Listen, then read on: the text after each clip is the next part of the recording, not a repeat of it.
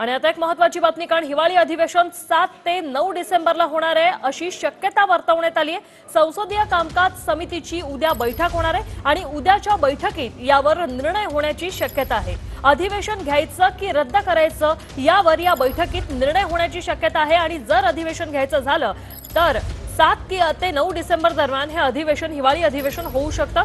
सुनील काळे आमचे प्रतिनिधी आपल्या सोबत फोन लाईन वरून जोडले गेलेले आहेत। सुनील, उद्याच्या बैठकीकडे सगळ्यांचं लक्ष काय सांगाल?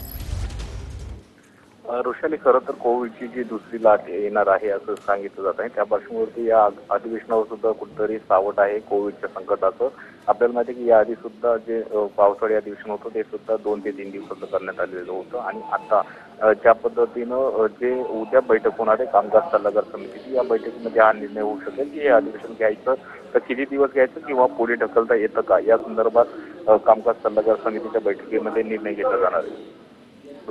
नक्की सुनील, धन्यवाद तुम्ही दिलेल्या या सविस्तर माहितीसाठी। तर हिवाळी अधिवेशन 7 ते 9 डिसेंबरला होण्याची शक्यता आहे।